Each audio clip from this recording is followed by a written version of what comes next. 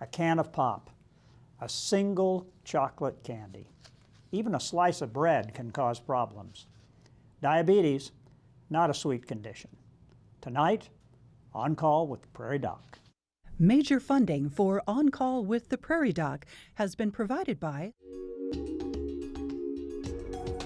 Avera is a proud sponsor of On Call on South Dakota Public Broadcasting.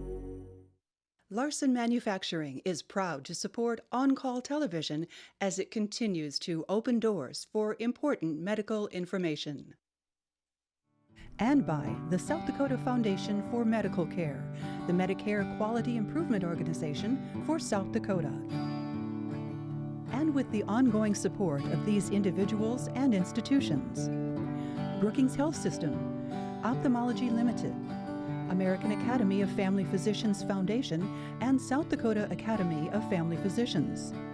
Avera Heart Hospital, Dakota Allergy and Asthma, CoBank, Fishback Financial Corporation, Vance Thompson Vision, Brown Clinic.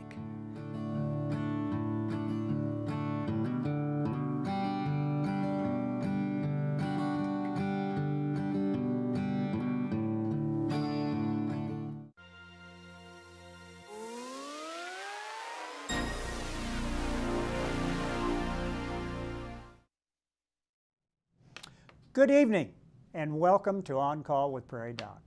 Dr. Holm is off tonight. I'm Dr. Tom Luzier of Aberdeen Asthma and Allergy in Aberdeen. Diabetes is a many-headed hydra. Like the beast of Greek mythology, it can affect us in many ways that can debilitate us and cause our death if left untreated. First, let's take a look at this week's Prairie Doc quiz question. Now tonight we have something easier. We have a true and false question tonight. True or false?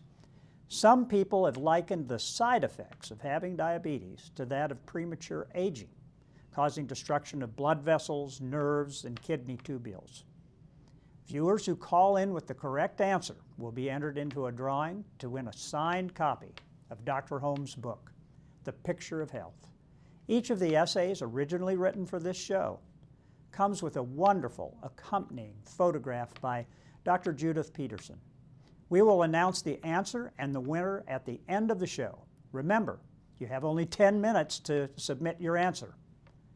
We answer your questions about diabetes as they are called in or sent to us via Facebook or email. Call in the questions to 1-888-376-6225 or send us an email to the address on the screen. Join us tonight is Dr. Richard Crawford of Avera Medical Group Endocrinology and Diabetes, Sioux Falls. Welcome, Dr. Crawford. Thank you. Tell us a little bit about your practice.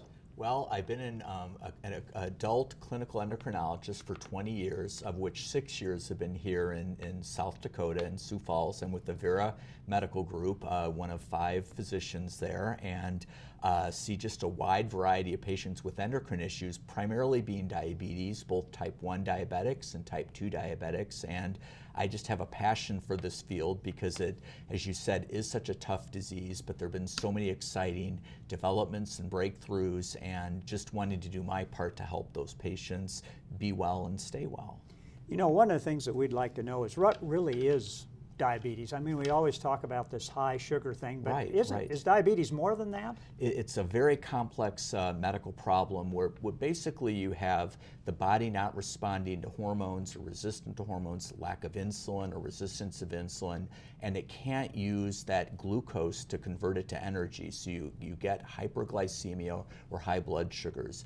That in turn, over time, leads to complications. It can lead to microvascular disease, so kidney damage, blindness, neuropathy where you lose the nerves in your feet and you can be at risk for amputation, plus heart disease, heart attacks and strokes. And so it's a complicated disorder with many organs involved, and we've got to work on a multitude of factors, diet, lifestyle, medications to really combat it. So, I hear about the stuff about type 1 and type 2, and I'm an immunologist, so type 1 kind of interests me because it's kind of an autoimmune type problem. So kind of explain to me the difference between type 1 and type 2 and does that make a difference on how you treat people? It absolutely does. So the majority of, when you hear diabetes, about 90% are going to be type 2 diabetes. In the old days, we called it adult onset diabetes, but we found out that that's no longer true. You know, with our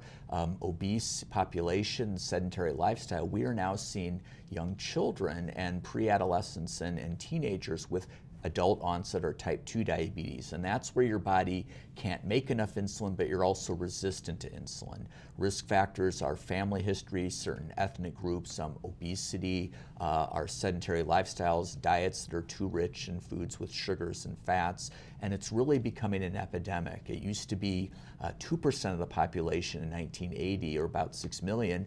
By 2016, it was about 10% of the population, and it's expected to double from 30 million to, you know, almost 60 million in the next 30 years or so. So clearly it's a problem. Type 1 diabetes, on the other hand, is also lack of insulin, but that's autoimmune in nature. Sure. These are where your body gets these antibodies that attack the islet cells in the pancreas that make insulin, and thereby leading to insulin deficiency. And these are, it used to be called juvenile onset diabetes, and we call it type 1, but probably the better name is autoimmune diabetes, because adults can get it. If I see a patient who's, let's say, 35, they're thin, they were recently diagnosed, and nobody else in the family has diabetes, but maybe they've got family problems of lupus or rheumatoid arthritis or autoimmune problems, I might think, you know what, they're a type 1 diabetic, and we'll check some antibodies, and that patient is really going to be destined to be on insulin. For type 2 diabetics, you might be able to manage with diet and lifestyle and pills. You might need insulin, but for type 1, because of autoimmune destruction, they will inevitably need insulin for treatment. So skinny people can get diabetes? Absolutely, right. And heavy people get diabetes? They can get diabetes too. You can have someone who's a heavy type 1 diabetic and they've got a risk factor for type 2, but they've got autoimmunity. So you can't always judge the book by its cover too. So I can't tell by their body habitus what's going to happen? Not necessarily. Okay. Not necessarily. So what's the best way to predict whether I'm going to have diabetes sometime in my life? Well, a lot of times it does depend on your family history. And for type 2 diabetes, it's very strongly inherited. And so if your parents were diabetic or you had siblings who were type 2 diabetes, there is a much higher chance. For type 1 diabetes, it is also genetic. There's certain what they call HLA histotypes that can predict that, but there's some other environmental factor. And if you have a parent who's type 1 diabetic, the risk as a child of becoming diabetic is somewhere estimated between about 4 and 11%. Interestingly, it's a little bit lower if your mother was diabetic versus your father, and we don't know why that is. But that's not the whole thing for type 1. It also is some environmental factor. Identical twin who is type 1 diabetic, the other one may eventually get it, but not necessarily. So there's something in the environment that is affecting that. And what's interesting is we talked about how type 2 is exploding because of the obesity, sedentary lifestyle, but type 1 is actually also increasing at a rate of about 3% per year. And it may have to do with the fact that we're seeing, you know, more for your area of all these autoimmune things that are just seem to be exploding. Is the diabetes, you've just noticed that it's on the rise, do you think and this risk factor is both hereditary and lifestyle oriented? When should we start screening for diabetes? How old do I need to be? Right. Well, the ADA says if you really don't have major risk factors, at least probably every 3 years at age 45. But in certain groups, for first-degree relatives with diabetes, or if you've got coexisting problems like heart disease, or if you're certain ethnic groups are more likely, Native American, Pacific Islanders, Asians, African Americans, Hispanic, higher rate of type 2 diabetes, maybe screening earlier. Women who have had gestational diabetes. If you've had gestational diabetes, you carry a lifetime risk of about 30 to 50% for getting type 2 diabetes after that. And so having that more frequent screening is important. Wow. So I've seen that they do more A1Cs now than just blood glucose. Is that a better measure of it's changing my lifestyle and making my diet better and all those things that I say I'm going to do? But So for people that aren't familiar, the hemoglobin A1C is like your 3-month report card. It measures some glucose that's bound onto hemoglobin, which lasts about 60 to 90 days. And so it gives us an idea of what your average blood sugar is. And so a normal individual, non-diabetic, might have an A1C of, let's say, 4.5 to 5.6. When it starts getting up to 5.7 to 6.4, that's pre-diabetic, and now we define 6.5 or higher as diabetic. And so it's a very easy test. You don't need to fast. You don't need to drink a glucose solution. You can test that. It may not pick up everybody, but it's a very easy thing to do. And so we are using that, especially people who may have had high fasting sugars that are pre-diabetic, because now we know we can actually intervene, and by treating those patients early on, we can actually delay diabetes and actually delay the complications too. Oh, that's awesome. Yeah. So I could be developing diabetes, get the right diet going, take Right. off some weight if it's necessary, and in that way I actually prevent some of those side effects like losing my vision and Correct. and having my Right. kidneys go out and that kind of Right. thing Right. by Right. just controlling my lifestyle. It's huge. There was a study called the Diabetes Prevention Program where they took patients and they did lifestyle, so they lost just 7% of their weight. They were getting 150 plus minutes of exercise a week, a good diet, and then another group that just sort of did nothing, and then a third group that did basically nothing plus metformin. And the people that did metformin had 31% less risk of progression to diabetes over 3 years, but the people that did lifestyle had 58% reduction. So those people that exercised yes, and actually lost ate the just diet. a little bit of weight, and it was only like about 5 or 7 pounds, you know. Oh, that's Yeah, awesome. It was amazing. That would keep them out of your office. It would keep them away from me. So be good. lifestyle is always the backbone of whatever you do, and beyond that, then you might need medication, but always start with that. We'll start a little bit with some of the complications. I mentioned eyes, and is the first place the blood vessels that get affected? Well, they talk about what are called the microvascular complications. So it's the small blood vessels. And so when sugar is high and it hangs around, it can oxidize and it forms these advanced glycosylated end products. And it basically... That doesn't sound good. It doesn't sound good. No. AGE is the acronym, and it ages you. So it prematurely ages you. AGE and it ages. Good. Right, I right. like that. You guys are and thinking so it's good. clogging up little vessels, and that leads to one of the leading makes diabetes one of the leading causes of blindness. It causes kidney failure along with hypertension, and then like we talked about the neuropathy and amputation risk. So that's microvascular. But really, if you look at it too, macrovascular, which is heart attack and stroke, is still the #1 killer if you're a diabetic. And so your chance of having that is 2 to 8 times higher than the general population. Awesome. For that. That's absolutely awesome. How you live your daily life, the activities in which you participate, and your exercise level can greatly change your blood sugar monitoring and need for insulin. So I'm married to my wife, Carrie, who is Dr. Holmes' niece, and we had our first child, a little boy named Henry, back in July. So he is 3 months old. So I found out I had diabetes when I was 23, so older than most people who find out they have type 1. I was in seminary at the time, and it just got to a point where, symptoms of diabetes include having to wake up, not having to wake up in the middle of the night, but just constantly having to go to the bathroom and constantly being thirsty.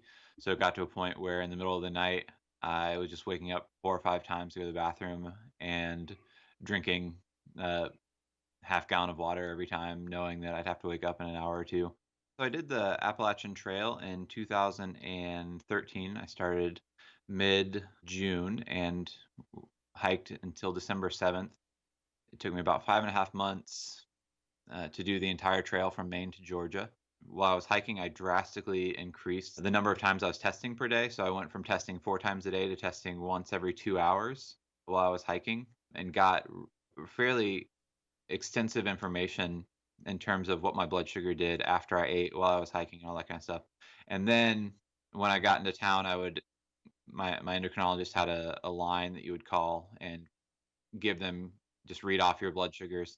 It was far easier to control my blood sugar while I was hiking than just a normal everyday, because you really are just using so much energy that your metabolism's so high, your body's just burning through any carbs or any sugar you put in it.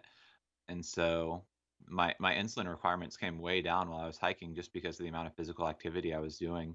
I finished December 7th and we got married January 18th. Hope I got those dates right. More, I hope I got our wedding date right.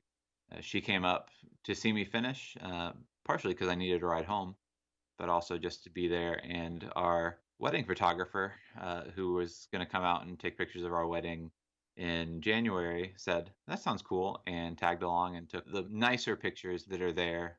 So I think that for most people, diabetes is this really scary thing, and it is. It's something that you wind up living with for your entire life, but it's completely manageable. Um, it presents some more difficulties. It presents some different challenges around your day, but for the most part, you can keep living the life you want to live.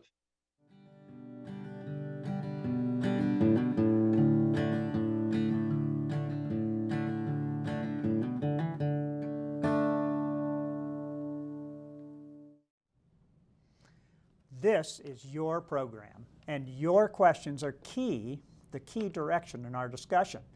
Call in your questions to 1-888-376-6225 or send an email to ask@prairiedoc.org.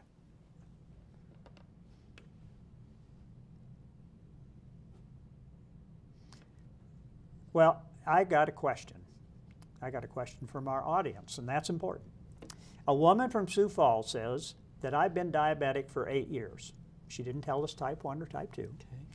Exercise extensively, so she gets her 150 minutes in. I watch what I eat, but I have had difficulty getting my A1C down. Do you have any suggestions? Right, and so that kind of illustrates just sort of progressive nature of diabetes. So even though that diet and lifestyle are important, if the body can't keep up with either insulin production or it can't dispose of that sugar into the muscle and to the fat tissues because of insulin resistance, then you have to start thinking beyond just lifestyle, and that means medications. And we have algorithms in certain ways that we do it for both, especially type 2 An diabetic algorithm patients. is kind of like I've got a checklist, recipe, a recipe, for right? Kind of what right, you have. Okay. right. And typically metformin is the first line therapy. Well, what does this metformin do? So metformin's an interesting medicine. It's an old medicine that was not approved for years in the U.S. because there was an older one called fenformin that had caused something called lactic acidosis, and so that wouldn't be good. it wasn't good. But they had it in Europe, and then finally we got it in the U.S. in about the mid-1990s. And what it does is it helps prevent the liver from making too much sugar overnight. And I'm sure there's diabetic patients out there that say, I go to bed, my sugar's 100, I eat nothing, and I wake up, it's 180. How does that happen? Well, the liver is constantly acting like a sugar factory and making extra sugar overnight by breaking down starch stores, and metformin helps reduce that. It also has some effect perhaps on reducing insulin resistance, but primarily working on the liver to help prevent the overproduction of sugar. So when the liver's making this extra sugar, does the pancreas, where the islet cells live, does it start to see that and make more insulin? It can actually sometimes have the opposite effect, where if it sees way too much sugar, it just says, I give up, and it sort of gives out and it makes less. It's called this glucose toxicity effect. And sometimes we have patients that are newly diagnosed and their sugars are so high, and we know they're a type 2, but we have to put them on insulin just to kind of reset the bar, if you will. And so bringing the sugars down,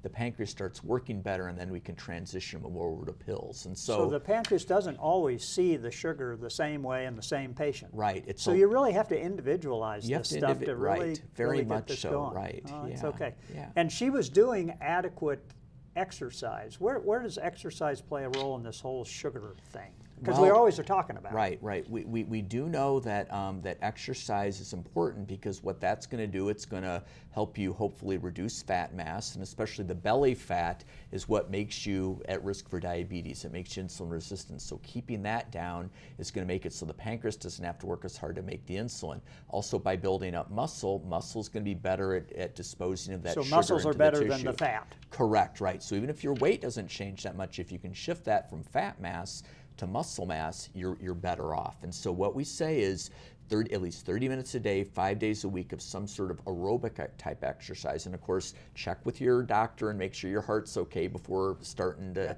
do that. But build yourself up to that. And then maybe doing some resistance training like every 48 hours, not every day for the anaerobic type exercise, but doing multiple repetitions. Like weightlifting, like mild, moderate weights, things like that. Like those rubber bands? Yeah, bands or like barbells, things like that. Having things like that. But that's going to be an important part that will work in addition, to diet and then, of course, medications. So we've got a person that exercises. We've got individuality with our diabetes. Is there some way I can prevent getting diabetes, even if my genetics are not so good? Well, I think prevention is, again, starting with lifestyle, having that good diet. And so we think of terms of like what kind of meal, and we still think 60 to 70% of your calories should be as carbs, but do more multi-grain breads, do more things like fruits and vegetables, which also maybe have some antioxidants. Try to cut down on soda pop, on the refined starches, sweets, things like that. So I still am of the mantra, you have to enjoy life. I think everything in moderation is the better way to go, but that's the key, is moderation. If you have, for example, a baked potato, that could be 60 grams. That's your whole meal right there. So maybe it's better to do a quarter of one. So a lot of people talk about alcohol and it's like a worthless calorie and that kind of thing. How does that affect your diabetes? Well, alcohol is an interesting effect. It actually can contain carbs, so sometimes it can make you put on the weight and cause the sugars to go up, but it also, like that metformin, it can act to shut down the liver production of sugar. And so I once had a patient who says, every night I have a shot of whiskey and my sugars are better in the morning.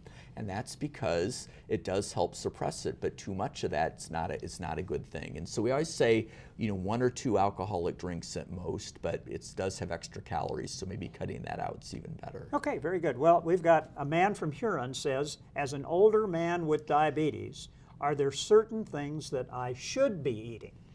Right. I would say definitely get your fruits and vegetables that are loaded in antioxidants. Try to get lean meats, so chicken without the skin. Fish is a wonderful thing to eat. And we have good fishing here. Good fishing here, right. And enjoy your beef and pork, but in moderation, and really cut down on fried foods and spacing your meals apart is important too. Not starving yourself all day, and I think just eating everything at night too, and not a lot of chips. Not a lot of chips and things, things like that. Like maybe healthy nuts would be better because you have some healthy oils in that.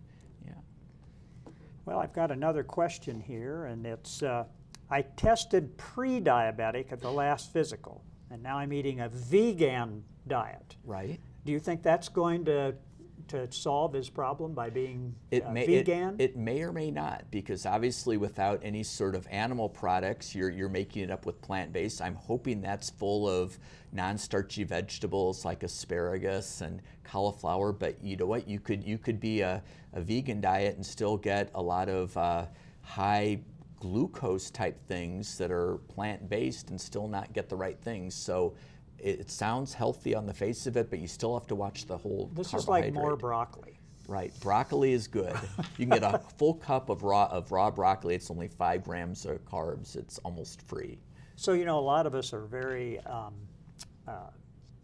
oriented towards pleasing our doctor. So what is the number we should strive for so that when we come in, we're not like, oh my gosh, I better hide? Well, first of all, be honest. And even if you're having trouble and you don't feel, you're not there to please the physician. You're there to provide a realistic idea of what's going on so we can come up with a solution if there are problems there. But as far as A1C control, the ADA says to try to keep it less than 7. Some people say under 6.5 because that's where the threshold of those microvascular complications. But you have to individualize it. Some patients who are 95 years old and they're maybe on insulin, and I'm worried about low blood sugars and them having an insulin reaction and falling and breaking a hip, I'm okay if their A1C is 7.8 or even 8, at that point in their life. And so you just really have to individualize it for every patient. So your goal may be different than another person's goal. We'll see if we can get all these questions to come up here. And they're not being very cooperative.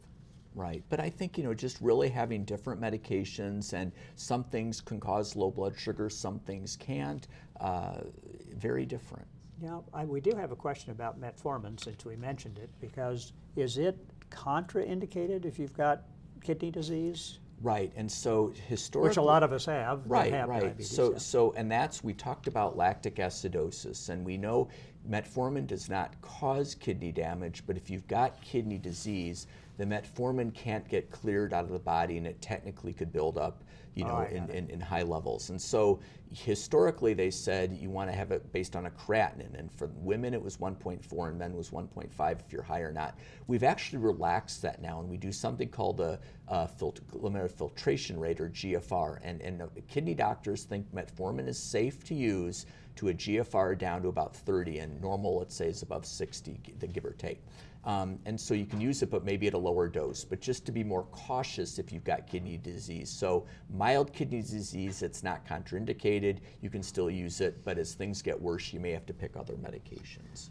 We have these billion-dollar medicines. I've got them in allergy too, Right, and right. they're very effective. So do you have a favorite billion-dollar medicine, or is it really that algorithm? Well, one of the things that's kind of changed is historically we know that whatever medicines you get your sugars down, you're preventing these microvascular disease, the blindness, the kidneys. But now we've got medicines that actually have been approved and shown to prevent cardiac-related death and heart attacks and strokes, things like that. So do they change the microvasculature? Well, it's beneficial there, but it also benefits the big picture. And the two classes, there's one called an SGLT2. These are medicines that include empagliflozin, known as Jardiance, dapagliflozin, which is known as Farxiga. Another one, canagliflozin Invokana, is the oral medication. And these have been shown in studies. EMPA-REG outcome was one with Jardiance that showed 38% less risk of heart-related death after 3 years compared to placebo in patients. So if you have that a were patient treated. that's got cardiac risk, and I don't have great control of the sugars, that's when you're going to start looking. Well, if they have cardiac disease and type 2 diabetes, we would actually position that medicine earlier. And that's actually what the American Diabetes Association has said is, after maybe lifestyle, metformin, add something like that. And then some of these injectable ones, these non-insulin, you've heard of ones like Trulicity or Victoza, Bydureon, a new one out called Ozempic. These are medicines that kind of help the body use the insulin more effectively, but they also lead to some weight reductions. So for some of your type 2 diabetics who are struggling with weight, there's some added benefit, and maybe now some heart benefits as well, too. Well, it's said that there's no substitute for the real thing, including the need of medical students to be able to experience working on a real person's body. Body donation adds an important element to modern medical education. The body donation program at USD has records that date back to the 40s and 50s. The importance of working with an actual donor for our students can't really be described. If they were only given the opportunity to learn from technology or a book, I mean, human beings are so unique and so different that working with a donor really highlights that and really gives them something tangible, something that they can remember and recall routinely. As of this year, is really struggling with donations this year.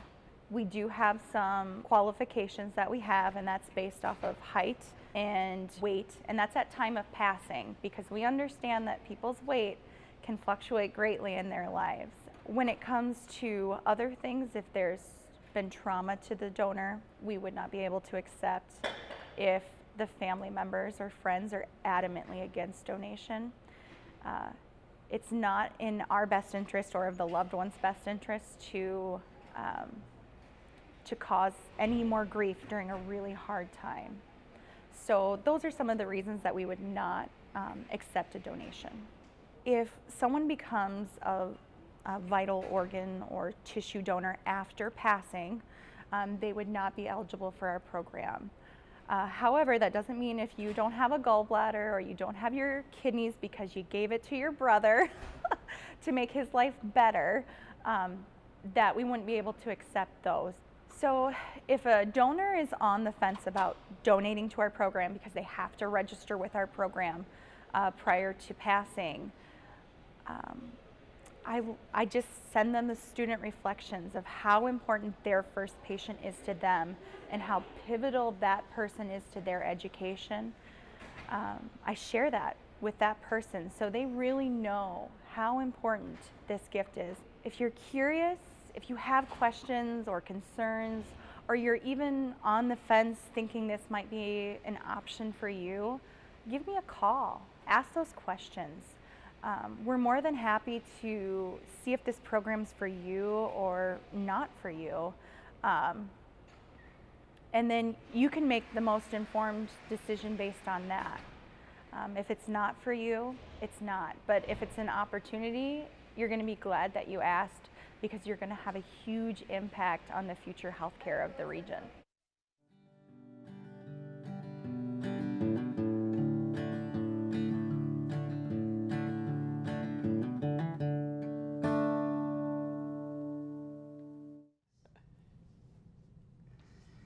So we have got some more questions. And thank you very much for being here. It's a I am wonderful, learning so delightful to much. be here. I mean, Oh, I'm well, just having fun. that is great.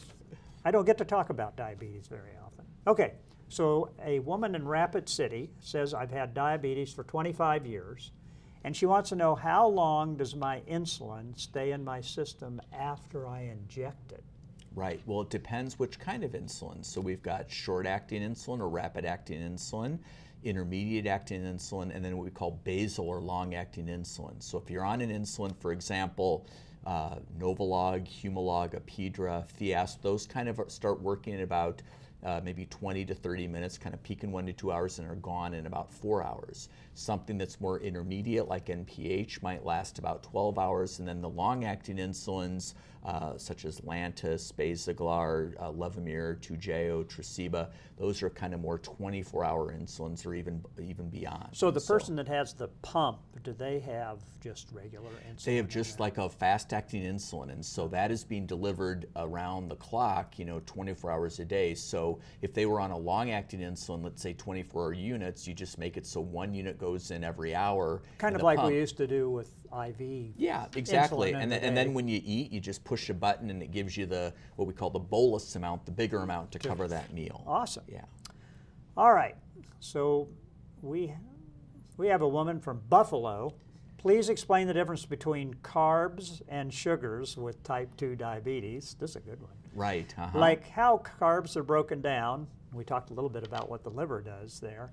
And why somebody's more thirsty and using the bathroom more frequently with those carbohydrate, sugar symptoms. Right. Lot of good questions. And so, yeah, when you look at labels, you might see carbs, you might see sugars. I like to focus on carbs because that is going to be what ultimately gets broken down, and that would be probably the better number to look at. And we kind of say for each meal, you should aim for about 60 grams or less to eat. And you might have one meal that's 45, maybe another meal that's 75. Sometimes you'll hear this thing called carb exchange. A carb exchange is 15 grams. So if people do 4 exchanges, that's 4 times 15 or 60 grams. And so different terminology, but those are... So these are some of these, I've seen them with this, I mean, carrots have this much because they're glycemic, but broccoli doesn't have as much. Right, and glycemic index is sort of like how quickly it spikes up when it hits your blood. But anytime you get high sugar regardless, what that does is it basically, sugar has to go somewhere, and so what it does is it ends up going through the kidneys and out into the urine,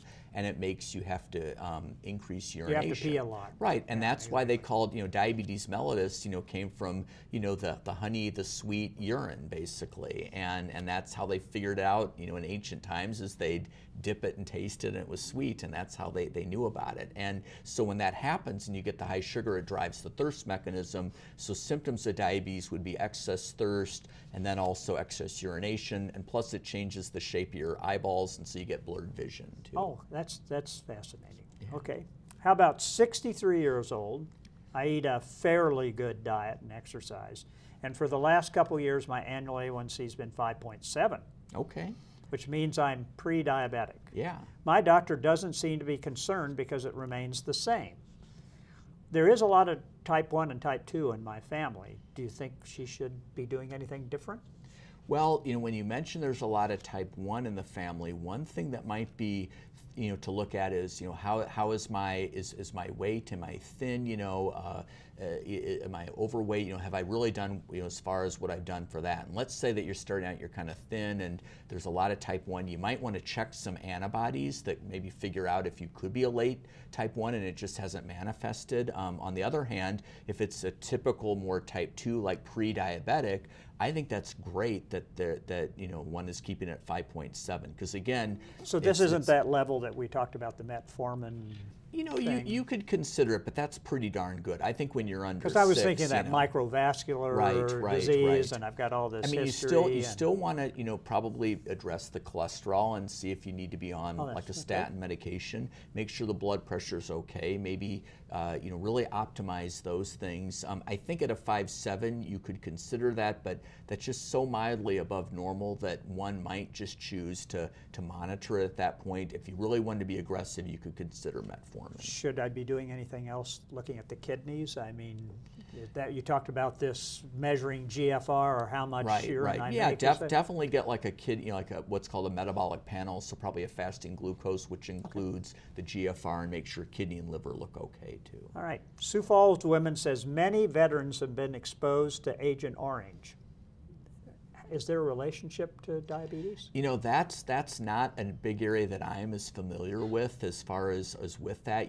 I think anytime you have toxic exposures, you wonder how that can affect, for example, any organ tissue, including pancreas and islet cell function. But that's not an area where I see a lot of those patients, and so I would say, I don't have a real, comment on that. But there is something in the environment that we're seeing more type 1 diabetics for. Some people have postulated perhaps cow's milk. Some people think it's certain viruses that happen at certain times a year. Artificial sugars and all of the things that we talk about that we have introduced in our diet. GMO, genetic modification. I think any toxic exposure is probably not a good thing. No, because your body has to work a lot harder. Right. Okay, so a woman from Sioux Falls is wondering, and we just read this question, but it was asked, between thyroid issues and diabetes. Okay, there is a link, and so if you have thyroid problems, number one, there could be autoimmune. So either Hashimoto's, which is usually hypothyroidism, or Graves' disease, which is hyper. There is a slightly higher risk, because that's autoimmune, of perhaps type 1 diabetes. Most people with Hashimoto's will never get type 1 diabetes. In contrast, people with type 1, Hashimoto's is very common. So with my, especially my type 1 patients, I'm always making sure that I'm screening annually for thyroid tests. That's important. Also, if your thyroid's out of range, that can have a negative impact upon your cholesterol and your blood sugar. And so as endocrinologists, even what we call subclinical hypothyroidism, let's say TSH to a 9 or 10 or so, that might not everybody might not treat it, we tend to be a little more aggressive than maybe some other groups. And of course, it's age dependent. If you're, again, heart disease and 90-year-old, you're going to have a different threshold for where you treat it as a 30-year-old. 30-year-old, exactly. Yeah, exactly. Mm-hmm. Have we, I'm the immunologist guy, so I'd like to make an antibody against the anti-islet cell antibody. Can I make one? That's what we're working on, and I think that's going to be sort of the holy grail to earlier detection and then prevention of type 1 diabetes. So kind of like an anti-missile missile, we might be able to make an antibody against the antibody. I've noticed we've had trouble characterizing. Because we keep thinking that T cells, which is a cellular response, might be in that whole response thing, and that's a lot harder to take care of than it's just a straight antibody. Exactly. Yeah. Okay, I'll be making one of those up in my basement. Oh, good. We'll use it. Do you give more weight to random elevated blood glucose levels or the hemoglobin A1C? They're both accurate ways to look to diagnose diabetes, and sometimes in certain circumstances, if I have a patient who comes in and they're symptomatic and they've got a random glucose at 220 and their A1C is, let's say, 5.7, I'm going to give more preference to that 220 because that, I think, makes the diagnosis. And again, sometimes if you happen to catch it early enough, that can be a true scenario. So again, we can define diabetes as fasting glucoses above 125, random glucose over 200 after a glucose tolerance test with 75 grams of oral glucose over 200, or an A1C is 6.5, and they're all useful. I really get the impression that this is a very every patient is kind of their own project, right, if you will. And you very much have to individualize So it, we have right? this, you must have tremendous help at the office, because getting all this information to the patient, like how do I shop in the grocery Right. store? And so do you have like a team that after you do all your magic that you send them to, or do you have a counselor? It's a great question, and really diabetes management is a team effort, and we're very fortunate in a diabetic clinic to have health coaches who will talk to the patients over the phone, obtain their blood sugars. I will review those, and then we will call them back and say what medicines need to change. Is this kind of an open, I mean, once you establish, Yep. do you have kind of an open Yep. dialogue with these open patients? dialogue, and I have some patients that will send in blood sugars once a week, some people once a month, some people I'd like to do it once a month, you know, and so that's one issue. And then of course diabetic educators, meeting with the certified dietitians, meeting with nurses who will, you know, teach patients how to self-inject insulin, how to monitor their blood glucoses, how perhaps to start an insulin pump, how to do some of these newer monitors, continuous glucose sensors. So do you have like an online presence also? You know, right now we don't have as much But you're going to kind of work as on our that. EMR is updating. We're hoping to have a better portal system that works Awesome. online. Okay, so why don't doctors talk about stopping consumption of sugar and flour? Well, you know, I still have a mantra that everything in moderation, and so, but I think there's too much sugar and flour and too much fat. So I agree that, you know, we should be probably talking more about kind of cutting it down. our baseline level, and people have talked about this all the time, our baseline level of chips and soda is and all far, that's far way too high, over. right?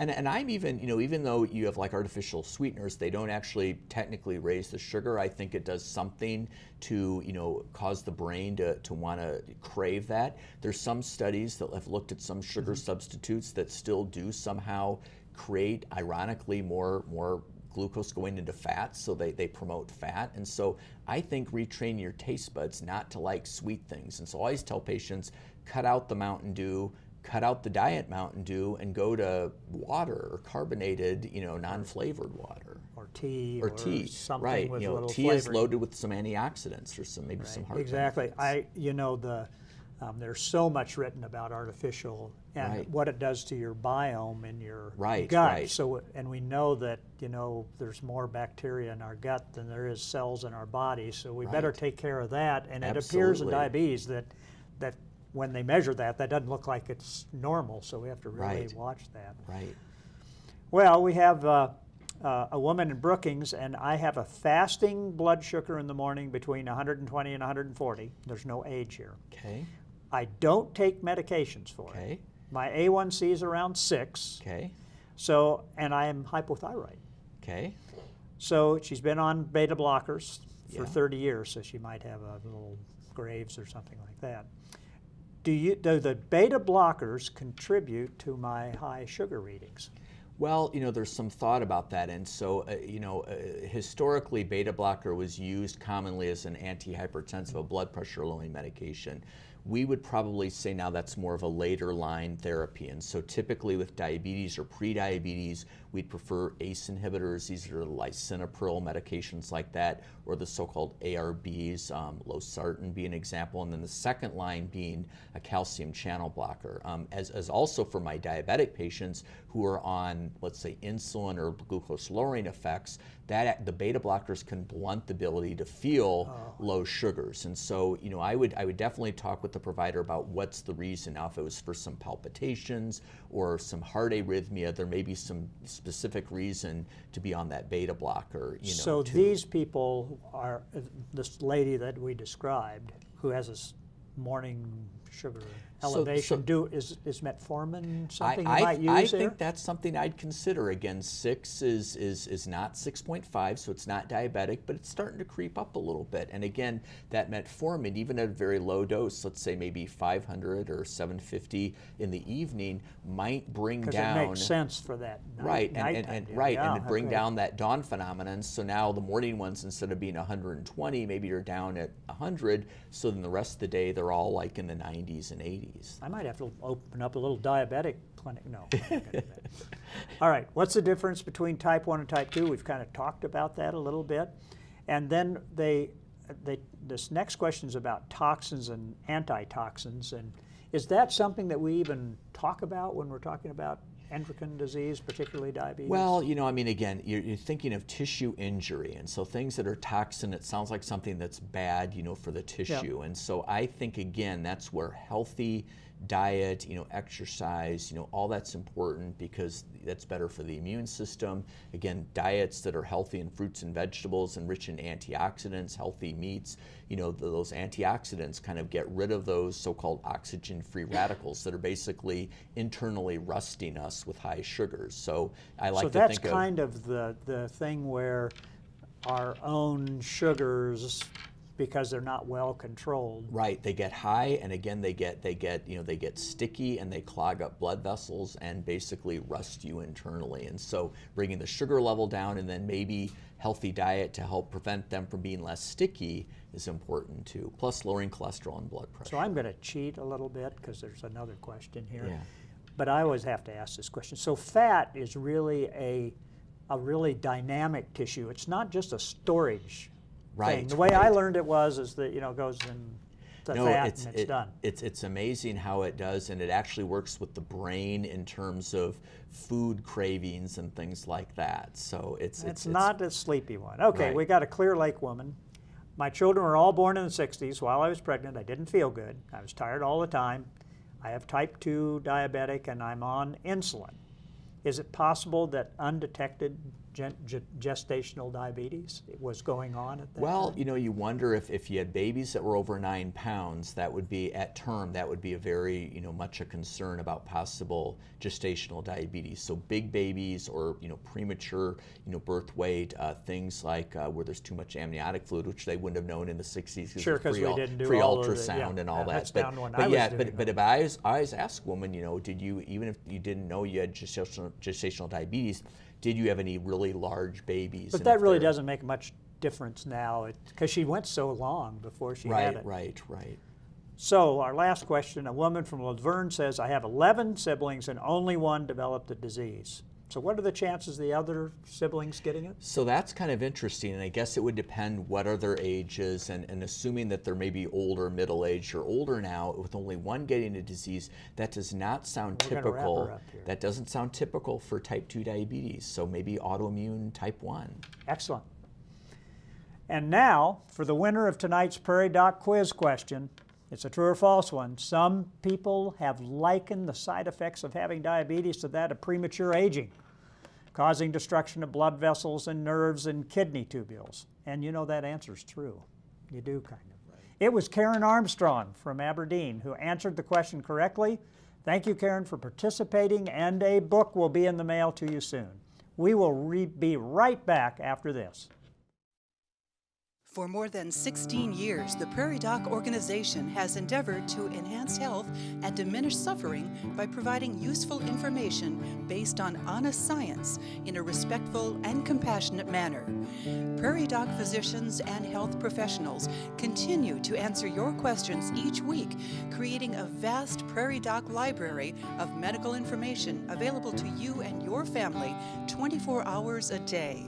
Make sure you don't miss a thing. Follow the Prairie Doc on Facebook and YouTube for free and easy access to the entire Prairie Doc library. There is an epidemic of obesity in the U.S. As people get older, their risk for diabetes and diabetes complications will expand like their waistlines. The average weight of 5'9" men in 1960 was 160 pounds and is now 195. The average weight of a 5'4" woman in 1960 was 140 and is now 166. The CDC estimates that 69% of American adults over the age of 20 are either overweight or obese. The complications of diabetes with obesity include premature aging of blood vessels, nerves, kidneys, and the immobility that goes with the weighing too much. With this looming potential for catastrophe, we should first ask the question, why is this epidemic happening? Is it because of genetics? Adoption and twin studies show that we usually weigh what our biologic parents weigh, not adoptive parents. But this doesn't explain why obesity is increasing. There must be an environmental factors to explain this upward trend. Is it the lack of activity of today's youth? Is it the food that pregnant mothers eat which nourishes their babies in the uterus before birth, or the way we feed babies in the first months after birth? Is it high caloric, starchy fast food? We simply don't know why this epidemic is occurring. Still, is there something we can do? Repeated studies show even with the best programs, only 35% will lose significant weight. And over the following year, only 10% of the original number will keep it off. And over the following 5 years, they'll all return to the original weight. Nothing seems to work short of surgery, which is dangerous, and over time, at least 50% of those people will regain their weight as well. We can therefore infer that weight loss programs are either ineffective or potentially very harmful, especially if people are shamed or criticized into trying them. My recommendation for obese people, especially if they have or are predicted to have diabetes, is to take or give no criticism of individuals who are overweight. The value of each individual has nothing to do with weight and all to do with the heart. What remains most important is that obesity may not go away, but diabetes gets better when we eat right, a balanced diet, lots of vegetables, low calorie, exercise daily, like a brisk walk 1 or 3 miles a day. We should all forget about weight as the goal. Lifestyle should be the goal, along with loving yourself the way you are.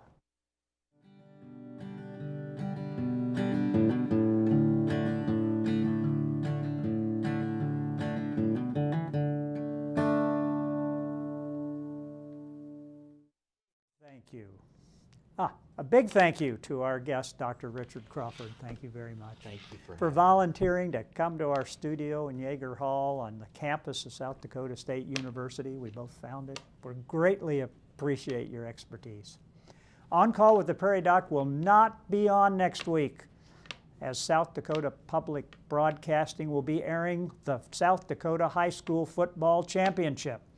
Be sure to tune in. Cheer on your team. We'll be back live November 15th with a new program. Remember, we are getting into flu season. There have already been confirmed cases and a few hospitalizations. Please get your flu shot, not just for you, but for those around you. And that does it for tonight. From all of us here on Call with the Prairie Doc, till next time, you guys stay healthy out there, people.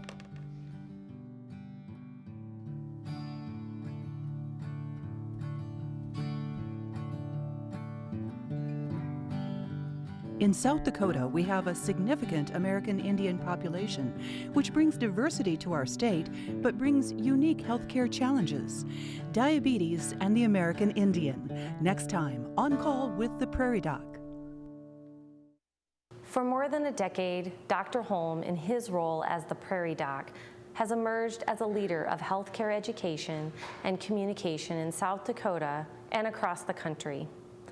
Every week, Dr. Holm and other medical professionals volunteer many hours to share science-based truth about healthcare on public television, on the radio, in our newspapers, and online. And best of all, everyone has free, easy access to the entire Prairie Doc Library. Hi, I'm Jennifer May of Rapid City. As a board member of the Healing Words Foundation, I ask you to consider making a donation. Please help us continue this important work. Go to prairiedoc.org and make a donation today. Thank you.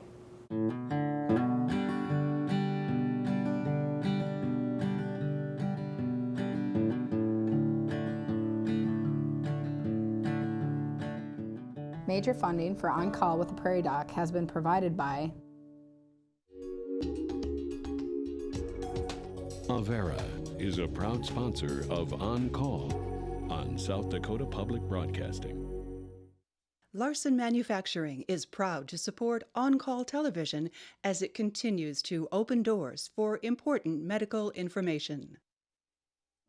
and by the South Dakota Foundation for Medical Care, the Medicare Quality Improvement Organization for South Dakota, and with the ongoing support of these individuals and institutions. Brookings Health System, Ophthalmology Limited, American Academy of Family Physicians Foundation and South Dakota Academy of Family Physicians, Avera Heart Hospital, Dakota Allergy and Asthma, CoBank, Fishback Financial Corporation, Vance Thompson Vision, Urology Specialists, Brown Clinic, Black Hills Medical Society, Aberdeen District Medical Society, 3rd District Medical Society, 7th District Medical Society, Dakota Bank, Orthopedic Institute, Physicians Care Sanford Clinic Community Service Committee, Aberdeen Asthma and Allergy, and Swiftel Communications.